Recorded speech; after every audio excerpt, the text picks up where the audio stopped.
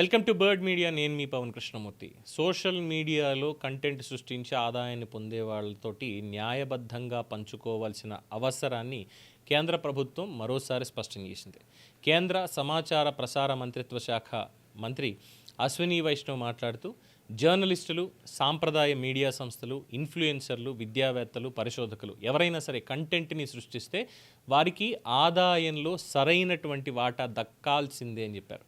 Digital ప్లాట్ఫామ్లు ఇతరులు రూపొందించే content ఆధారంగా గణనీయమైన ఆదాయాన్ని పొందుతున్నాయని గుర్తు చేస్తూ కంటెంట్ సృష్టికర్తల కృషికి తగిన ప్రతిఫలం అందించడం న్యాయసమ్మతమని మంత్రి అభిప్రాయం.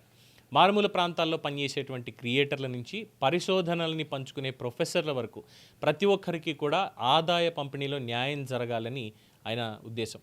ఈ విధానం దేశంలో డిజిటల్ కంటెంట్ ఆర్థిక వ్యవస్థను బలోపేతం చేస్తుందని కేంద్రం భావిస్తోంది. డిజిటల్ ప్లాట్ఫామ్ల జవాబుదారీతనం, పారదర్శకతను పెంచే దిశగా ప్రభుత్వం నిబంధనల్ని కఠినతరం చేస్తున్న సమయంలో మంత్రి గారు చేసినటువంటి ఈ వ్యాఖ్యలు ప్రస్తుతం ప్రాధాన్యం సంతరించుకున్నాయి.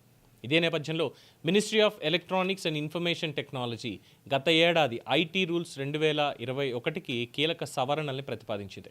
పెరుగుతున్నటువంటి డీప్ ఫేక్లు, ఆర్టిఫిషియల్ ఇంటెలిజెన్స్ ద్వారా సృష్టించబడుతున్నటువంటి తప్పుడు సమాచారాన్ని అరికట్టడమే ఈ సవరణల యొక్క ప్రధాన ఉద్దేశం. ఇక ముసాయిదా నిబంధనల ప్రకారం ఫేస్బుక్, యూట్యూబ్, స్నాప్చాట్ వంటి పెద్ద సోషల్ మీడియా సంస్థలు ఆర్టిఫిషియల్ ఇంటెలిజెన్స్ ఆధారిత కంటెంట్ని స్పష్టంగా లేబుల్ చేయాలి. వీడియోలు లేదా చిత్రాలు అయితే కనీసం 10% డిస్ప్లేను, ఆడియో అయితే మొదటి 10% వ్యవధిని ఈ లేబుల్ కవర్ చేయాలి. అదనంగా కంటెంట్కు శాశ్వత మెటాడేటా లేదా ఐడెంటిఫైయర్ని కూడా జోడించాలి అని, దానిని మార్చడం కానీ లేదా తొలగించడం వీల్లేదు అని నిబంధనలు స్పష్టం చేస్తున్నాయన్నారు. ఒకవేళ ఏదైనా ప్లాట్ఫామ్ కనుక ఉద్దేశపూర్వకంగా లేబుల్ లేని ఏఐ కంటెంట్ని అనుమతిస్తే అది ఐటీ చట్టం ప్రకారం తగిన శ్రద్ధ, డ్యూ డెలిజెన్స్ పాటించడంలో విఫలమైనట్టుగా పరిగణించబడుతుంది. మొత్తంగా కంటెంట్ సృష్టికర్తల హక్కుల పరిరక్షణతో పాటుగా డిజిటల్ సమాచార వ్యవస్థలో నమ్మకాన్ని నిలబెట్టడం అనేది లక్ష్యంగా కేంద్రం ఈ మార్పుల్ని ముందుకు తీసుకువెళ్తోంది. సో మొత్తానికి ఏదైతే సపోజ్ ఎగ్జాంపుల్ యూట్యూబ్ మనం తీసుకుంటే ఒక వీడియో మీద యాడ్ రెవెన్యూ అనేది వస్తుంది. ఆ యాడ్స్కి అది గూగుల్ యాడ్సెన్స్ వాళ్ళు ఏదైతే యాడ్ చేస్తారో అలాగే రికమెండేషన్స్లోకి వెళ్ళినప్పుడు ఒక వీడియో చేస్తే ఎంత ఇన్కమ్ అనేటువంటిది యాజ్ పర్ ద వ్యూస్ పరంగా కావచ్చు, ఇతరత్ర పరంగా కావచ్చు, ఎంతైతే కంటెంట్ డెవలపర్కి వెళ్తుందో, కంటెంట్ స్టోరేజ్ అండ్ ఈ ప్లాట్ఫామ్ యూట్యూబ్ ప్లాట్ఫామ్ వాళ్ళకి ఎంత వెళ్తుందో దాంట్లో సమతుల్యత లేదు, కంటెంట్ క్రియేటర్లకి అన్యాయం జరుగుతుంది అని చెప్పింది.